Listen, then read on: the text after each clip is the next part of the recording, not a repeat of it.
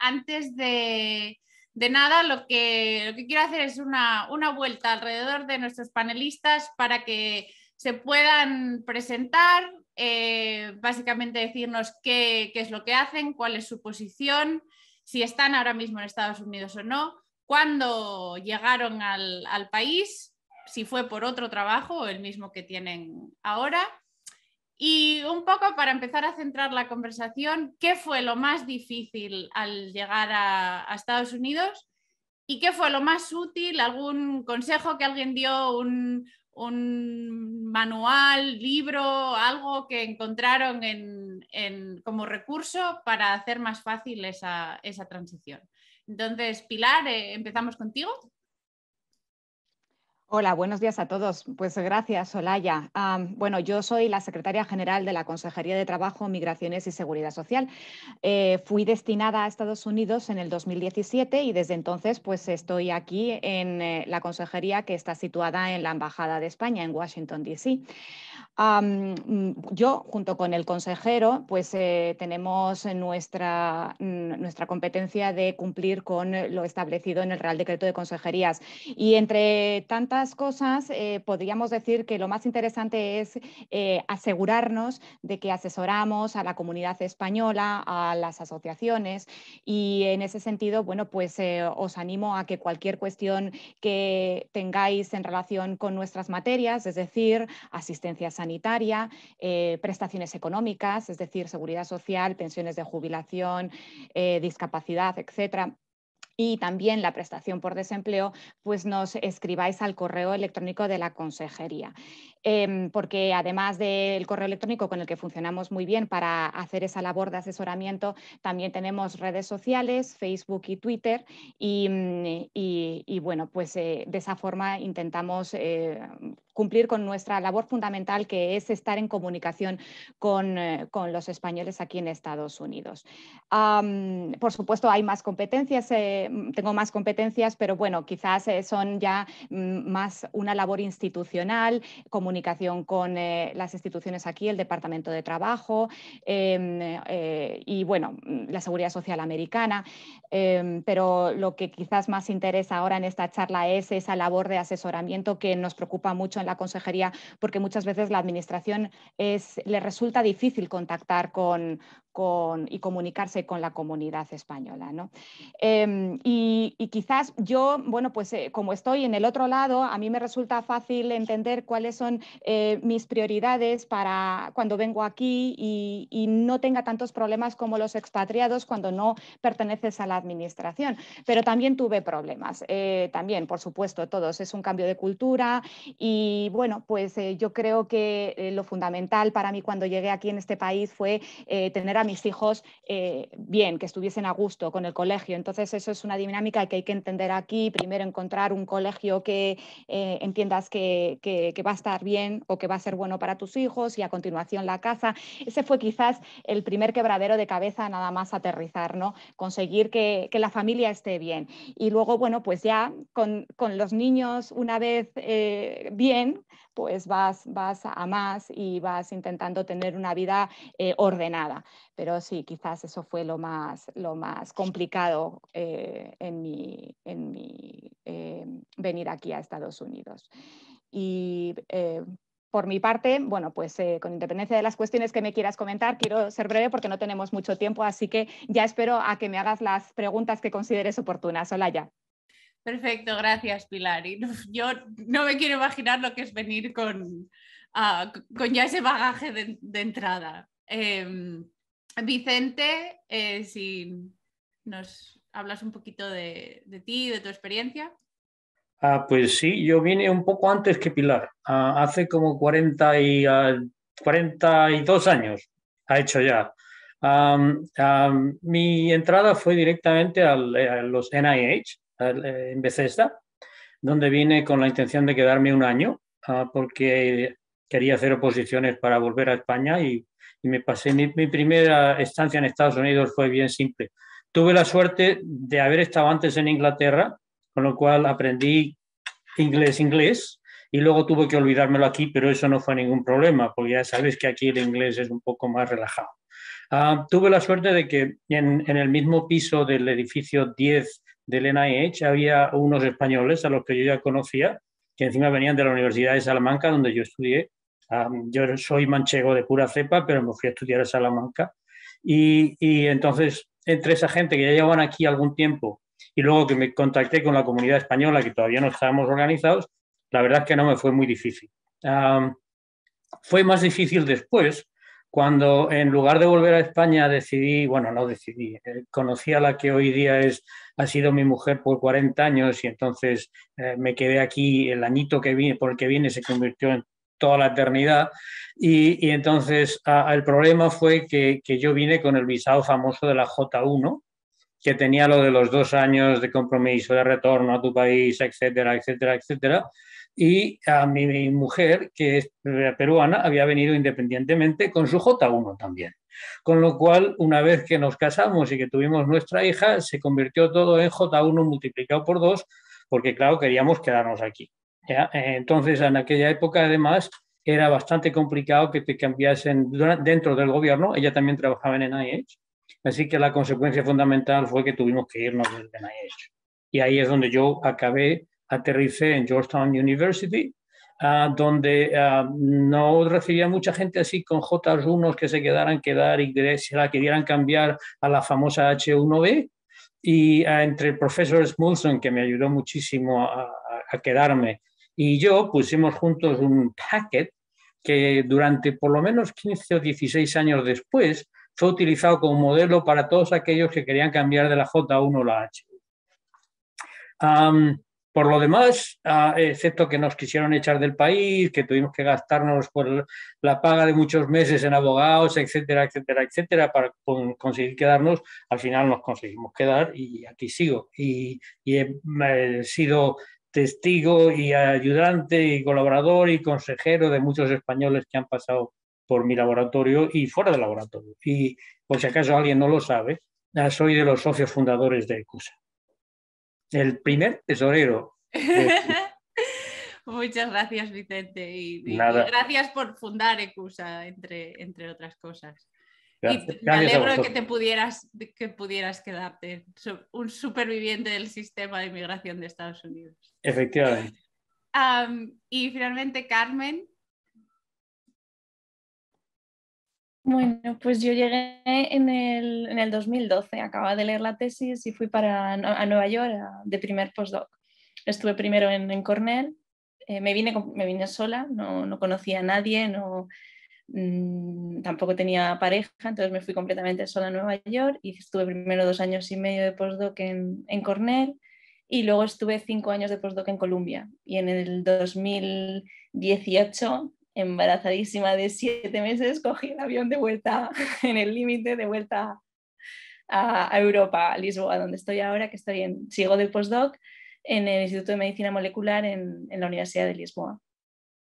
Entonces, bueno, para mí lo más difícil al principio fue conocer a gente, porque en Cornell, los laboratorios, tal y como estaba el edificio, bueno, dependía del edificio en el que cayeras. En el mío, en el edificio viejo, los laboratorios no tenías mucha conexión, en pasillos muy largos, no veías a mucha gente, entonces pues tampoco conocí a muchos españoles. Entonces durante los 6 primeros meses estuve pues prácticamente sola. Lo bueno de Nueva York es que tienes un montón de actividades. Yo llegué en junio y podías disfrutar de la ciudad al aire libre, un montón de conciertos, de cine, de todo gratuito. Entonces, pues estuve de turismo durante esos 6 meses, hasta que luego ya sí que empecé a conocer a gente, otras españolas, italianas sobre todo al principio, y empecé ya a hacer un poco de comunidad. Perfecto, y hablaremos un poco más de eso luego contigo. Y quiero decir que Carmen es una de las autoras de este magnífico manual y una de las que impulsó crear estos materiales, así que me alegro mucho de que estés aquí. Pues sin más, vamos al grano. El tema favorito de todo el mundo, Pilar, la burocracia. Pensábamos que la burocracia española era de lo peor que había en el mundo hasta que llegamos aquí. Entonces, suponiendo que ya la persona ha llegado a Estados Unidos aquí para trabajar, que no es moco de pavo conseguir todos los papeles necesarios, pero no tenemos tiempo para hablar de todos los visados y todo lo que implica conseguir uno.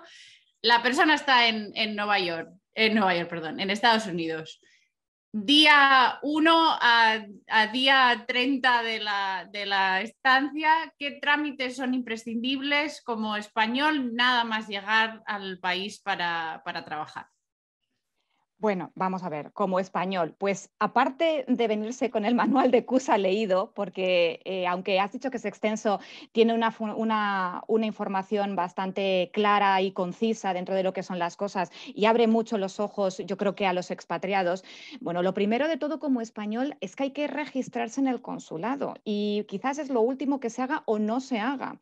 Y realmente es una obligación, no está multado, claro que no, que es lo que me dicen, pero es que no está multado, pero es necesario, obligatorio inscribirse en el consulado por muchos motivos, entre otros porque si no, no tienes derecho a esa asistencia sanitaria cuando vas de vacaciones a España, ¿no?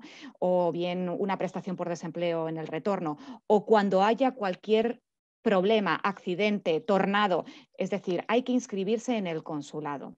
Más allá de eso, bueno, pues vamos a dar por hecho que efectivamente los oyentes pues ya están aquí y por tanto tienen un permiso de trabajo, pero ojo con el permiso de trabajo, es decir, un visado que te permite trabajar.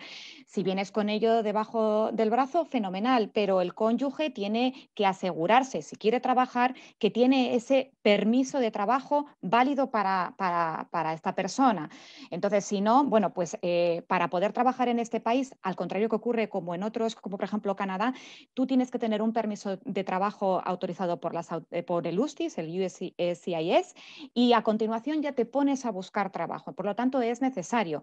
Y a la par, necesitas una identificación. Una de las identificaciones básicas en Estados Unidos es el carnet de conducir. Entonces, te tienes que ir a los centros de tráfico y solicitar ese carnet de conducir, ¿no? Pero hablando de mis materias, lo importante es tener un permiso de trabajo y a continuación, si no tienes el trabajo, ponerte a buscarlo. Nosotros en nuestra web tenemos links a plataformas de búsqueda de trabajo, como puede ser Indeed, Monster, ZipRecruiter. A partir de ahí, bueno, pues buscar y yo creo que cuando estás en esa labor de buscar trabajo aquí en Estados Unidos o quieres cambiar de trabajo, ¿no? Es importante saber cómo funciona el mercado laboral, muy diferente al español, en el que, bueno, pues tienes que en primer lugar saber que no se negocia solo el salario, se negocia el salario, hay que enterarse de cuántos días tienes de vacaciones o sick leave, ¿vale? Porque aquí son muy poquitos si comienzas de nuevo un trabajo.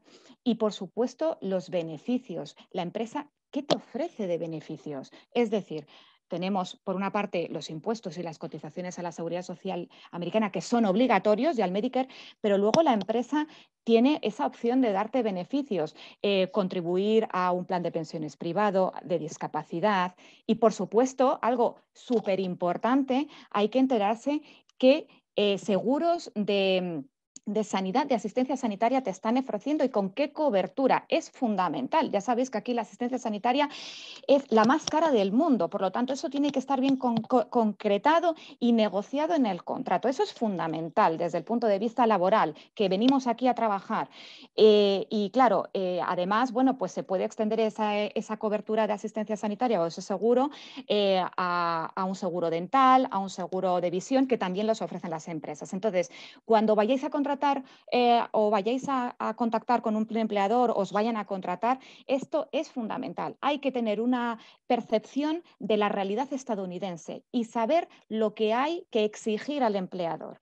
Bueno, y dados los tiempos que corren, no perdáis de vista la opción del teletrabajo, que es muy recomendable porque ahora mismo en Estados Unidos el porcentaje de empresas que ofrecen teletrabajo es altísimo. Después de la pandemia ha subido enormemente. Muy bien, muchas gracias. Y quiero, como española registrada en el consulado, que conoce gente que no están registrados, os animo a todos a hacerlo porque es verdaderamente muy fácil, no hay que ir, simplemente es enviar cosas por correo, como Pilar dijo, en caso de emergencia es una cosa que está muy bien. ¿Hay alguna otra cosa que, digamos, no es obligatoria, pero te hace la vida más fácil? Bueno, vida más fácil. No es obligatoria y hay un tema que sí que querría sacar en esta charla y es que todos aquellos que acabéis de aterrizar en Estados Unidos o llevéis poquito tiempo aquí y bueno, pues hayáis cesado en vuestro trabajo en España y por tanto pertenezcáis al sistema de seguridad social español, pensaos si es conveniente para vosotros suscribir un convenio especial de seguridad social con el cual podéis seguir contribuyendo voluntariamente a la Seguridad Social española, mientras estáis cotizando aquí a la Seguridad Social americana, ¿vale? Porque a lo mejor sí que os interesa no romper vuestras carreras de cotización y eso, evidentemente, generará derechos que, cumpliendo los requisitos, mejorará o permitirá tener derecho a prestaciones, como puede ser la jubilación, ¿no? Esto es algo que desconoce la inmensa mayoría y que cuando ha pasado un tiempo prudencial se lamentan porque no han tenido ocasión de suscribirlo en su momento. Y me refiero a un convenio especial, hay varios que se pueden suscribir, pero uno muy popular es el convenio especial ordinario, un nombre un poquito curioso, ¿no? Pero con este convenio tú puedes elegir una cuota a aportar dependiendo de tu grupo profesional y ya estás contribuyendo a la Seguridad Social española. Entonces, el problema que tiene este convenio es que se tiene un año, por eso quiero mencionarlo aquí, un año solo desde que cesas en tu trabajo en España. Entonces, pensad si es conveniente o no, porque muchos es en el momento en el que nuestra consejería lo comunica y se dan cuenta de que sí que les interesa esa aportación voluntaria. Muchas gracias. Yo, por ejemplo, lo acabo de descubrir ahora. Ya sé que voy tarde. Bueno, hay más, pero ese, como tienes la posibilidad de elegir la cuantía a aportar, pues es muy es fácil, es muy conveniente, sí. Y supongo que esto es sobre todo interesante para la gente que, como Vicente, solo iba a quedarse aquí un año. Bueno, la casuística es infinita, ¿eh? No, sí, en principio sería por un periodo corto de tiempo, pero yo conozco a personas que me han hecho su planteamiento de vida profesional y les interesa estar contribuyendo años y años y años. Es que, bueno, esto daría para una charla entera, ¿eh? Pero, y no me quiero extender, pero hay que valorar muchas variables y el tiempo no es la única. Entonces, se pueden dar circunstancias en las que a una persona le puede interesar cotizar durante muchísimo tiempo a la Seguridad Social española. Bien. Y entonces una vez ya estás un poco aposentado, has hecho todos los trámites que son absolutamente imprescindibles, ¿qué hay que tener presente como expatriado español en Estados Unidos para mantener una situación legal con todos los gobiernos implicados? Bueno, vamos a ver, ya sabéis que en normativa americana hay que estar no solamente a la federal, sino a la estatal, donde estéis viviendo, ¿no? Y bueno, pues eso corre de vuestra parte. En lo que a la administración española se refiere, bueno, pues si tenéis alguna cuestión fiscal que siempre surgen, os invito a que os pongáis en comunicación con nuestra compañera, con nuestra consejera en la Consejería de Finanzas. En cuanto a mis competencias, bueno, yo lo que sí que quería informar es que cuando viajéis temporalmente a España, que esto es muy importante, ¿eh? Cuando viajéis temporalmente a España y queráis tener una cobertura sanitaria en España, porque cuando sois expatriados dejáis de tener derecho a la asistencia sanitaria en España, hay que hacer unos trámites, es decir, que por ser español de origen y si estáis trabajando aquí en Estados Unidos o sois pensionistas, tenéis derecho a asistencia sanitaria en viajes temporales a España. Pero para activar ese derecho hay que hacer un papeleo. La primera vez que se pide este derecho, esta acreditación, quizás es un poquito más laborioso porque hay que presentar unos cuantos papeles más, pero afortunadamente la administración se queda en sus archivos prácticamente toda la documentación y simplemente hay que actualizar un par de papeles. Entonces, cuando os vayáis a España de vacaciones, por trabajo, bueno, temporalmente, poneros en contacto con nosotros a través de nuestro correo electrónico, es estadosunidos@mites.gov health.gov.es, ahora lo escribo en el chat, y nos decís qué hay que hacer o nos pedís información para solicitar esa acreditación. Y nosotros ya os damos toda la información, porque hay que hacer varios pasos, necesitáis un certificado de la consejería y luego presentar toda la documentación a través de la sede electrónica de la Seguridad Social. Entonces, os vamos a dar todas las indicaciones, pero hay que hacerlo, porque de otra forma os podéis encontrar, con independencia de que tengáis tarjeta de la comunidad, de no cómo va todo esto, porque la asistencia sanitaria, la prestación está transferida a las comunidades autónomas. Bueno, pues con independencia de las tarjetas sanitarias que siempre preguntáis sobre ellas, el derecho de acreditación corresponde al Instituto Nacional de la Seguridad Social, al Ministerio de Inclusión. Y si no hacemos este trámite y tenemos que usar o tenemos que asistir a un hospital o a un centro de salud, hay que pagar la factura. A priori habrá que pagar la factura, pero si hacéis todos los trámites no habrá ningún inconveniente y podréis disfrutar de la asistencia sanitaria, del servicio de la asistencia sanitaria sin pagar factura. Entonces eso es fundamental, fundamental, ¿vale? Escribidnos y nosotros ya con más calma os damos todas las pautas. Y bueno, en la presentación que has hecho, Olaya, he visto que tenéis un manual de retorno, fundamental también leerlo, porque en ese manual de retorno, bueno, pues consta también las prestaciones por desempleo, bien contributivos o un subsidio, que se puedan tener derecho cuando retornáis. Y aunque aquí ya no cabe, porque es un manual de bienvenida, sí que os animo a que tengáis presente que cuando regreséis hay ciertas cuestiones que hay que tener en cuenta. Una de ellas es la posibilidad de tener derecho a un subsidio o a una prestación por desempleo. Así que ese manual también hay que leerlo. Y el evento pasará dentro de muy poco, así que si os interesa esa posibilidad, os animo a que os apuntéis. Pues muchas gracias, Pilar. Como siempre, muchísima información y esperemos que nadie se haya asustado. Es factible, solo hay que tener en cuenta que hay normas en todos los sitios y hay que seguirlas. Hola, si puedo interrumpirte un momentito, quiero añadir algo sobre lo que ha dicho Pilar, que me parece importante. Pilar ha mencionado que cuando llegas aquí, una de las cosas que hay que hablar con el empleador no solamente es el sueldo, sino también los beneficios, y uno de los beneficios es la cobertura sanitaria. Y hay muchos planes en este país, 8.000 millones de planes de cobertura sanitaria, y dependiendo del empleador también pueden tener algunas de las cláusulas en las que si te vas a España a ver a tus padres, el seguro americano te cubre allí. Y entonces es como si tuvieras doble cobertura, si quieres hacer lo que ha dicho Pilar a través del consulado, pero además si tienes un seguro, que eso lo puedes negociar, que el seguro que te dan tenga esa cláusula de asistencia internacional, estás cubierto por los dos lados. Efectivamente, Vicente, déjame terminar, porque es que es fundamental lo que ha aportado Vicente.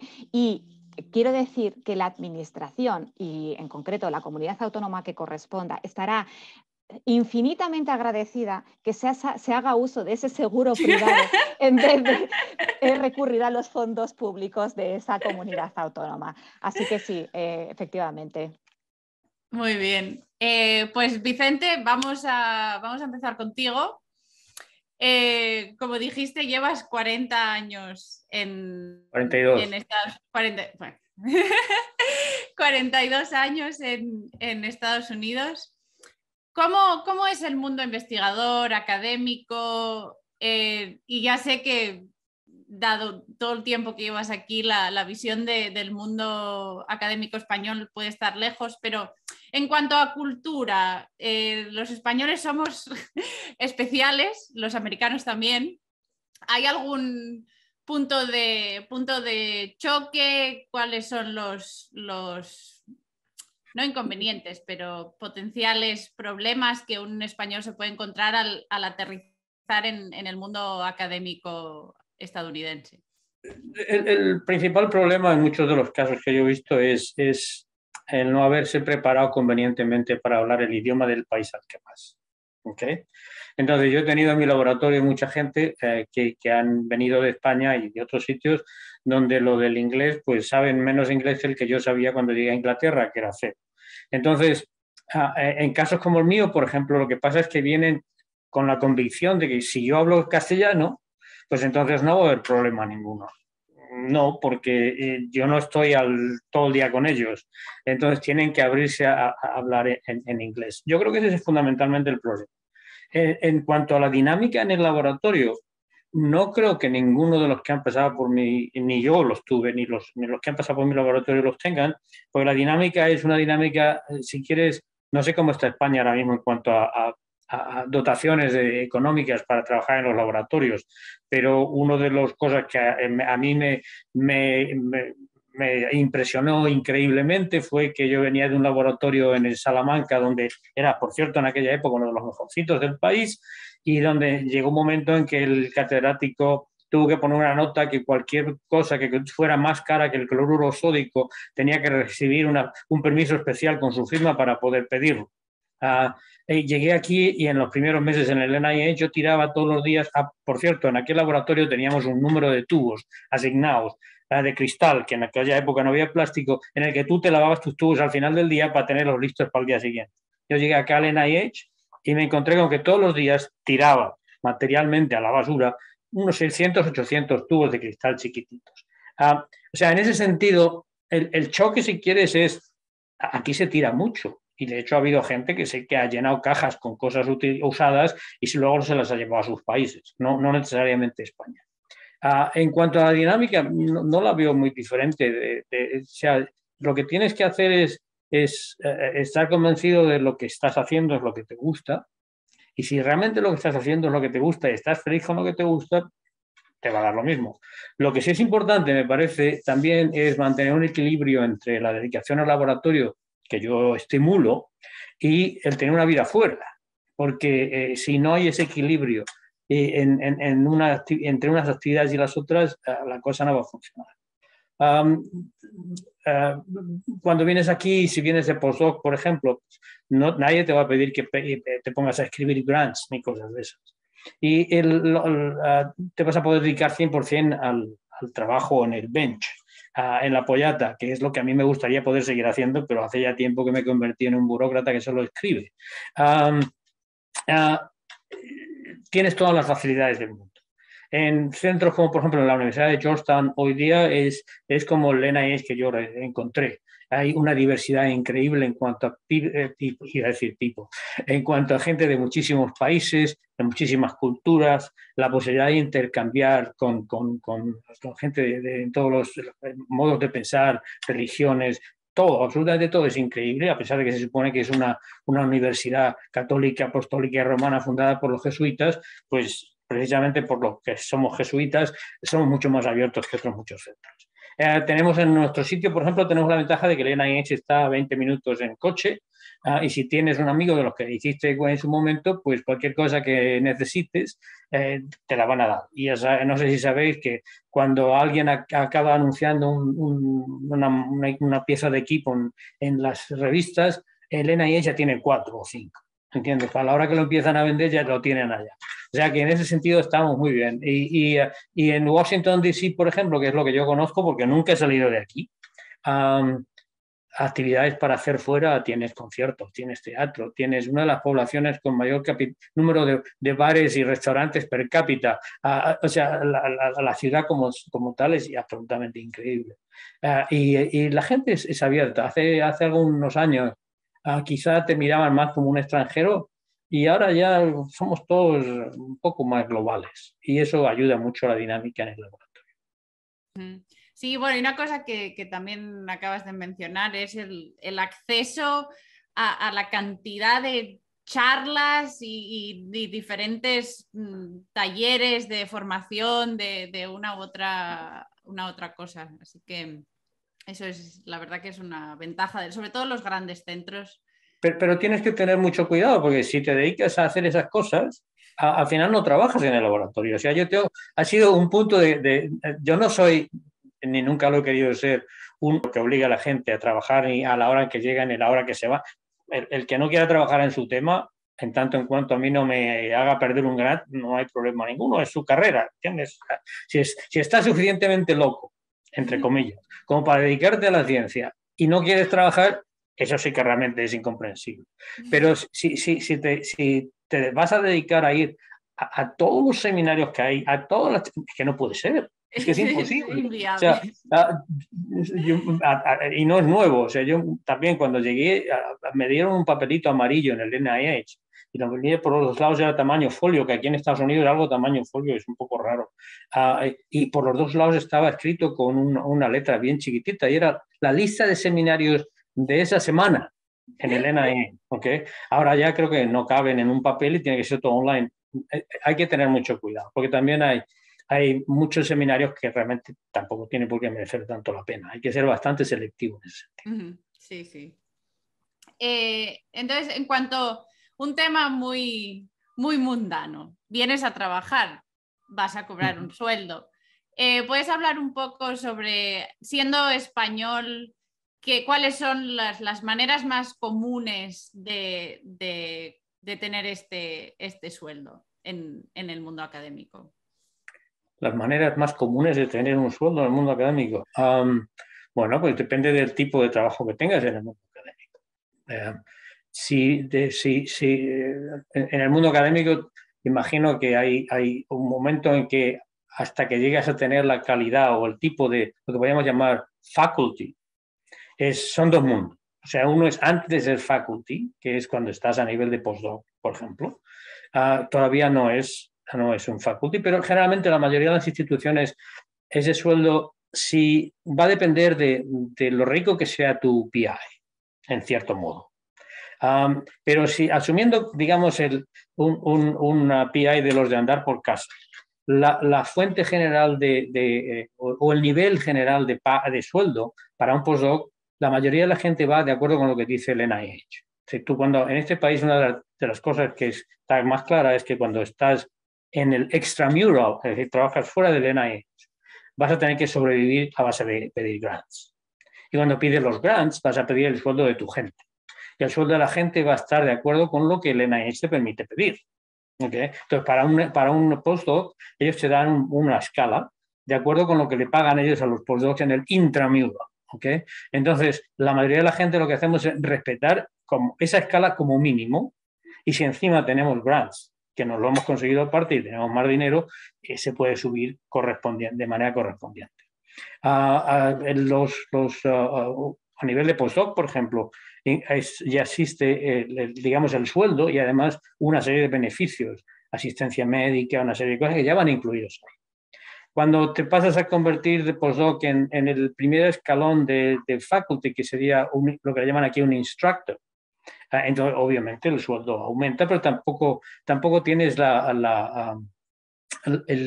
los deberes, digamos, de dedicarte ni a escribir grants ni cosas de estas. Y luego te viene la disyuntiva de ¿quiero quedarme aquí y que me den la plaza en propiedad o quiero hacer investigación y que un PI se encargue de mí?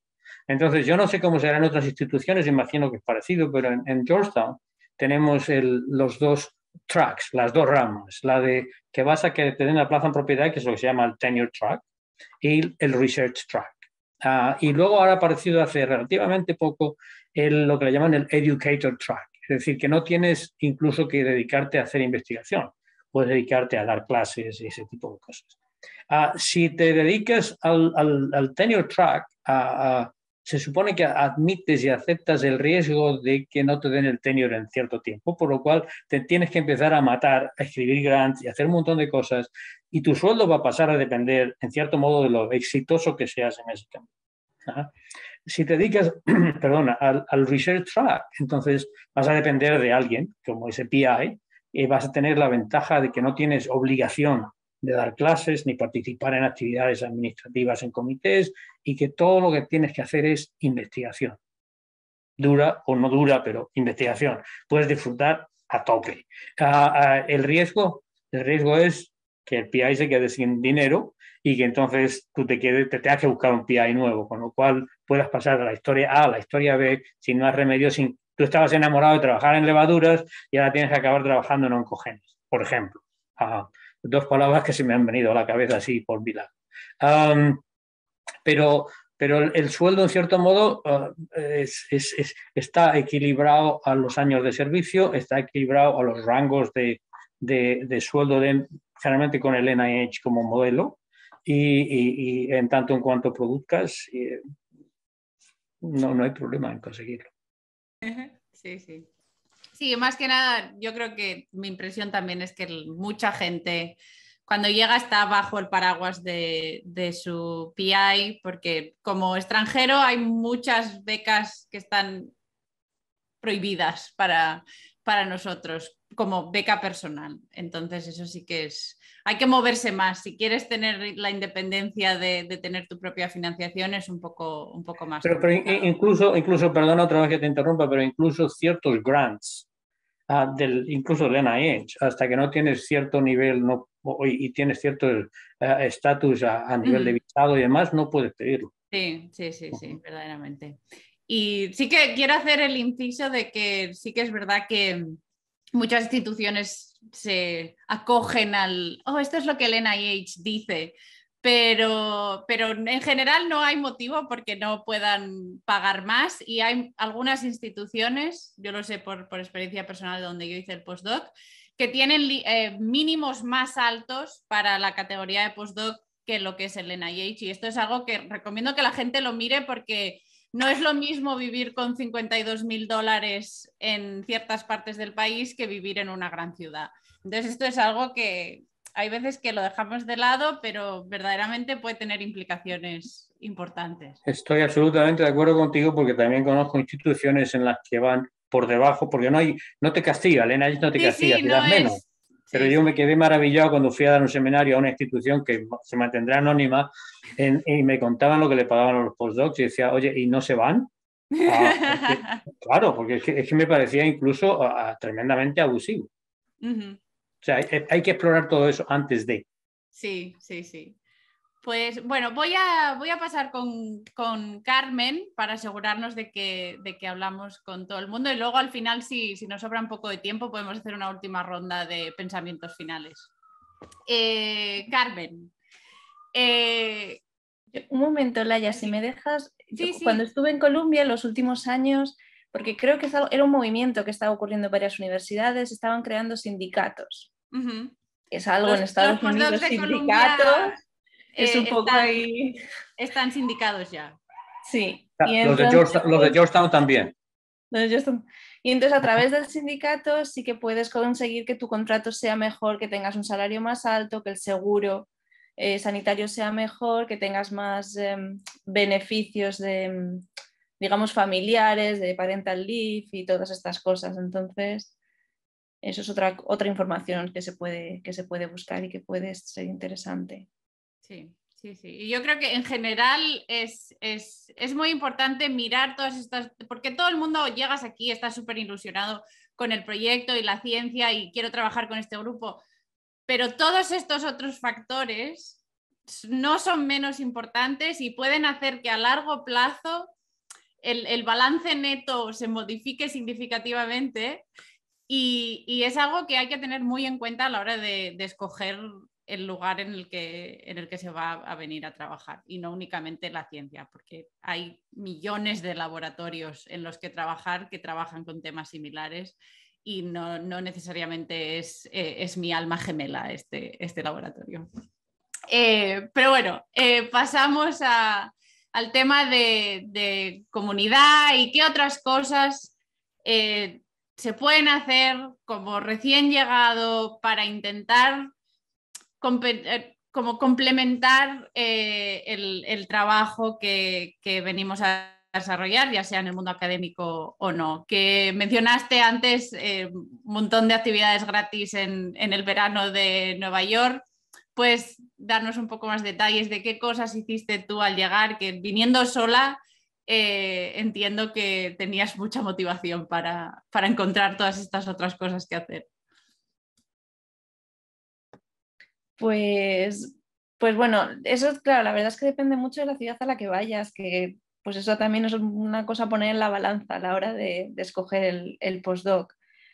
En mi caso, pues Nueva York es que es increíble, desde que se acaba el invierno, desde abril, digamos, hasta diciembre o noviembre hasta Thanksgiving, tienes un montón de actividades al aire libre gratis o de las parades también, los museos. los museos son gratis una vez al día y tienes la mejor oferta cultural del mundo, diría yo, porque van allí los mejores.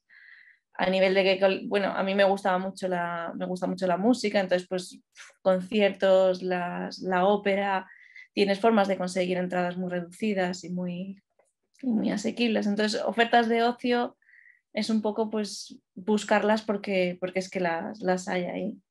Y claro, depende del laboratorio en el que estés. Yo en mi caso, el primer postdoc en el que hice era un laboratorio muy relajado, en el que pues el PI que tenía estaba a punto de jubilarse, estaba casi cerrando el laboratorio, entonces tampoco tenía una exigencia muy gorda sobre nosotros. Vamos, yo creo que tuve en los 2 años y medio como 3 reuniones con él, personales, que no es bueno tampoco, pero bueno, digamos que era un ambiente bastante relajado que me permitió explorar y conocer un poco la ciudad y seguir un poco la vida social. Y así pues intentar para conocer, integrarme un poco más en la sociedad americana, pues sí que estuve intentando buscar intercambios de estos lingüísticos. Hay por ahí páginas web donde puedes conocer americanos para intentar hablar de intercambio. Tú hablas español, ellos hablan inglés, pero bueno, hay muchas oportunidades de conocer a gente, yo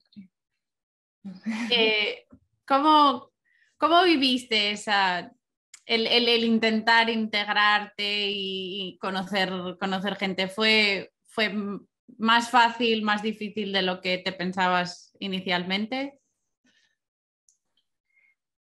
Quizás fue más difícil de lo que yo me imaginaba, porque yo pensé que por ejemplo, por lo menos la vida en el laboratorio yo tenía una chica postdoc americana que tenía mi misma edad, y entonces yo dije, pues mira qué bien, yo venía con la idea de España, comemos todos juntos, luego seguimos, o sea, trabajas por la mañana, comes, luego sigues trabajando, tal, yo venía con la idea esta sociable.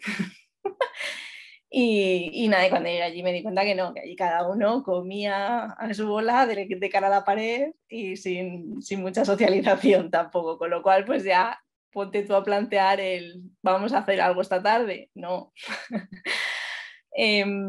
Los españoles es verdad que algunos sí que fui conociendo, pero ya llevaban mucho tiempo y como que se juntaban, eran grupos ya que estaban establecidos, que ya llevaban más tiempo en la ciudad, conocían más cosas, entonces a lo mejor los intereses no eran tan comunes.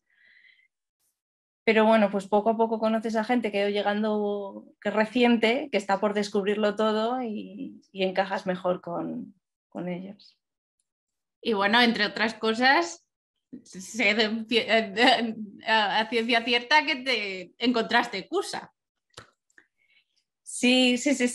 A través de estos españoles surgió nos contactaron el grupo de CUSA de Washington diciendo que si queríamos fundar CUSA en Nueva York.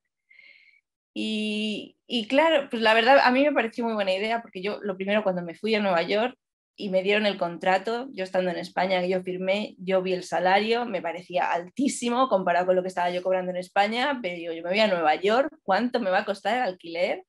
La sanidad, la comida, o sea, esto me va a llegar para final de mes. Yo tenía un montón de dudas, pero yo firmo, yo voy para allá. Pero claro, todas esas cosas, todas esas dudas que tienes, que no sabes si vas a poder sobrevivir, yo dije, de alguna forma estaría bien tener un punto de contacto a quien acudir y transmitir todas estas dudas y que te digan, tranquilo, puedes venir, no te vas a morir de hambre, tampoco vas a vivir holgadamente, pero puedes mantenerte.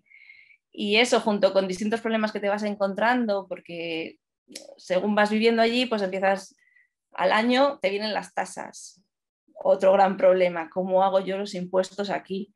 Dependiendo de la institución a la que vayas, hay algunas instituciones que sí que tienen alojamiento, pero si tienes que buscar tu alojamiento por tu parte, ¿cómo busco alojamiento? Entonces había como grandes bloques de información que estaría bien tenerla ahí centralizada en algún sitio y decidimos intentar hacerlo lo más fácil posible para los siguientes que vinieran, que por lo menos ya tuvieran algo de conocimiento base que les ayudara a la hora de explorar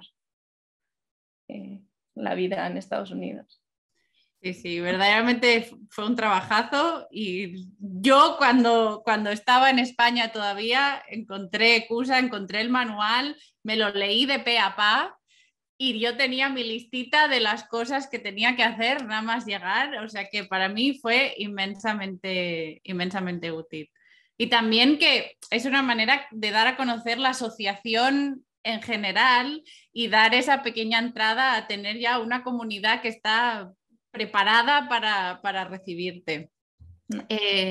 ¿Encontraste que en un nivel un poco más, digamos, egoísta, que participar en ECUSA te dio recursos, habilidades, algún beneficio para tu desarrollo profesional personal? Sí, es mucho trabajo, porque es mucho trabajo, te quita muchas horas y estamos, al final somos postdocs, que siendo postdoc no te sobra el tiempo, con lo cual estás un poco contrarreloj constantemente. Pero visto en retrospectiva y ahora cuando en la distancia se analiza, dices, es que tuve la oportunidad de organizar eventos en Nueva York que salieron bien, o sea, que se pudieron llevar a cabo.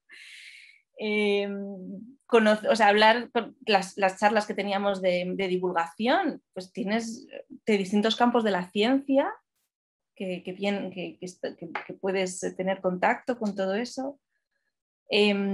A nivel de, en mi caso, en asesoría, que era un poco más, digamos, jurídico, yo sin tener ni idea de leyes, sin de nada de esto, porque pues sí, te metes y entonces aprendes cómo funciona el tema de los visados, cómo funciona lo de las tasas y entonces empiezas a...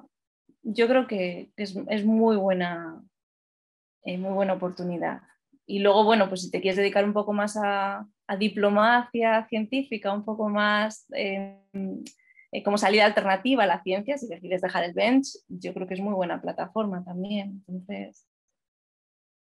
Sí. Yo animo a todo el mundo a que al menos nos echen un ojo. Y luego al final es una muy buena oportunidad también de organizar las cosas que tú quisieras que alguien hubiera organizado para que tú pudieras haber ido. Así que muy bien, muchas gracias, Carmen. Quedan 4 minutitos. ¿Tenéis algún pensamiento final, consejo, intentar no desanimar a la gente, porque ha habido un poco de, esto es difícil, esto es mucho papeleo, esto tal, vamos a acabar en una buena nota. Pilar, ¿tienes algún comentario? Me doy por aludida con lo del papeleo. Como parte de la administración me doy por aludidísima. Bueno, en fin, simplemente, efectivamente, dar un poquito de tranquilidad, porque aunque por lo menos en nuestras cuestiones, ¿no? En las cuestiones de mi ministerio, hay cosas que requieren un poquito de papeleo. La consejería, como he dicho desde el principio, estamos para asesoraros, escribidnos y os guiamos en cualquier cuestión que tengáis o trámite que tengáis que hacer con mis ministerios, ¿no? El Ministerio de Trabajo y Economía Social y el Ministerio de Inclusión. Así que venir a Estados Unidos es una experiencia maravillosa. Efectivamente, bueno, pues quizás al principio cuesta, pero hay que aprovecharlo al máximo y sacarle el máximo partido. Y esta ECUSA o cualquier otra asociación, estar en contacto con las páginas web de la administración, bueno, pues te vas empapando y vas un poco viendo lo que se necesita y lo que no, sin agobios, ¿no? Excepto el tema fiscal. El tema fiscal hay que tenerlo claro. Pero bueno, para eso está nuestra Consejería de Finanzas. Entonces, simplemente enhorabuena a todos los que conseguís venir aquí con un permiso de trabajo, porque es maravilloso y hay que sacarle el máximo partido y sin agobios. Bueno, yo no sé si es el momento. Había una preguntita que había hecho María Levitt, y o la contesto por escrito o la contesto ahora mismo, como tú veas, Olaya, o al final. Sí, si la quieres brevemente Brevemente, mencionar, sí. Bueno, es sí. que la he estado leyendo ahora, claro, María Levitt nos hace una pregunta o me hace una pregunta pues muy razonable, y es que dice, bueno, cuando he estado hablando de las cotizaciones voluntarias a la Seguridad Social Española, pregunta, bueno, ¿y qué pasa, no? Entonces estamos contribuyendo a los dos sistemas, pero ¿eso es posible? Pues sí, claro que es posible. ¿Y compensa? ¿Es beneficioso? Pues también. Es verdad que muchos tenemos en la cabeza, porque a lo mejor habéis escuchado nuestras charlas, que os invito a que os apuntéis a los webinarios que vamos dando de forma periódica, tenéis en la cabeza que existe un convenio bilateral entre España y Estados Unidos para tener en cuenta las cotizaciones de ambos países, pero con condiciones. En realidad, si tú cotizas a España y a Estados Unidos a la vez, puede serte muy beneficioso porque al final tienes dos pensiones, cada una pagada por cada país, independientes, nacionales, lo que llamamos. Entonces, bueno, esto daría para una explicación más extensa para poder entenderlo correctamente. Por eso yo os animo a que en Twitter o en Facebook nos sigáis para enteraros de cuándo hacemos esas charlas, porque sí que las suelo dar con mucho detalle cómo afecta el hecho de que, bueno, pues se cotice a los dos sistemas a la vez o no, o se cotice solamente a la Seguridad Social americana. Y pondremos, cuando compartamos el vídeo, pondremos todos estos enlaces a los recursos que acaba de mencionar Pilar. Vicente, ¿tienes un comentario final? Nos queda un minutito y... Simplemente a poner énfasis en lo que acaba de decir Pilar. Venir a este país es algo importante, es una experiencia única, pero es importante venir preparado. Y yo quiero hacer énfasis en el inglés. Okay. Yo no sé, creo que ahora hay mucha más gente que habla inglés entre la gente joven en España de lo que hablábamos entonces, donde, por ejemplo, en el colegio que yo estudié solamente ofrecían francés o latín, no quedando ni un romano vivo. Entonces, una decisión importante es, no sabes, os voy a ofrecer mi razonamiento. Esto no cuando vine aquí, sino cuando fui a Inglaterra. Mi experimentación puede funcionar o no, pero yo de aquí me voy sabiendo inglés. Entonces, lo que me pareció fundamental para aprender inglés, y yo llegué a Inglaterra con muchísimo francés, un poco de alemán y nada más, es duro, pero trata de no juntarte con españoles, y lo siento por los demás, por un cierto periodo. Y segunda cosa que recomiendo es, cuando vayas a comprar, vete a tiendas pequeñas, no vayas a supermercados. Pues si vas al supermercado no tienes ni que decirle good morning a la cajera. Ves la cantidad que te ha costado, sacas las perras y se las das y te vas y no has hablado con nadie. En cambio, si te vas a una tienda donde tienes que pedir cuarto y mitad de jamón, de jabú, 1 kilo de patatas y lo que te haga falta, te obligas a ti mismo a hablar en inglés. Y entonces, al cabo de muy pocos meses, estás ya funcionando. Entonces te vuelves con los españoles, te apuntas a ECUSA y sigues adelante. La otra cosa que quiero recomendar antes de venir también es ver dónde vas, y ver dónde vas no solo son los papers que publican, sino tienes que, por lo menos a mí me parece importante, tienes que ir a un mundo en el que el PI sea humano. ¿Okay? Y quien sabe más de que el PI sea humano son los que trabajan para ese PI en ese momento. Antes de aceptar un trabajo en algún sitio, habla con gente que trabaja para él o ella, o que ha trabajado en ese laboratorio antes. Consigue de una manera o de otra que te digan la verdad de la vida, y basado en eso vienes a trabajar a un laboratorio donde, además de un gran científico, puedes acabar teniendo una gran persona trabajando. Sí. Y de nuevo, como lo que comentamos antes de todas estas cosas colaterales que son muy importantes, al final la ciencia no es lo único que es importante, y el ambiente puede romperte la vida y hacer que la ciencia que te parecía tan fascinante se convierta en una carga. Así que gracias Vicente por enfatizar que el PI y la gente que trabaja para el PI también tienen que ser humanos y personas decentes. Hay muchos segundos de a bordo que son peores que los PIs. Hay que tener cuidado con esa gente. Sí. Carmen, ¿tú tienes algún comentario final? Bueno, nada, emigrar no es fácil. Y sí, para nosotros no fue fácil ir a Estados Unidos porque el sistema es completamente distinto, pero también de vuelta a Portugal también sufrimos un choque importante. Entonces, Ya, emigrar no es fácil, pero si eso te va por frenar, yo creo que no merece la pena y lo que vas a ganar de experiencia es muy bueno para ti como persona vitalmente y para tu currículum. Yo recomendaría el trabajar en Estados Unidos. Yo creo que te da una visión de la ciencia muy distinta a la que tenemos en Europa. Totalmente. Pues con esta visión positiva acabamos la sesión de hoy. Muchas gracias a los tres por vuestro tiempo. Compartiremos los recursos que mencionasteis y vuestros contactos para si alguien tiene preguntas o quiere conectar con vosotros que lo puedan hacer. De nuevo, gracias Pilar por el trabajo de revisión de la guía para mantenerla al día. Y no os olvidéis de visitar la página web de ECUSA, ecusa.es, y estar al tanto de todos los eventos, porque el manual de retorno y el manual de ANECA van a pasar en el próximo mes o dos. Así que encantados de estar con vosotros y muchas gracias. Gracias a Hasta vosotros. luego. Gracias a vosotros. Gracias a vosotros. Chao. Chao.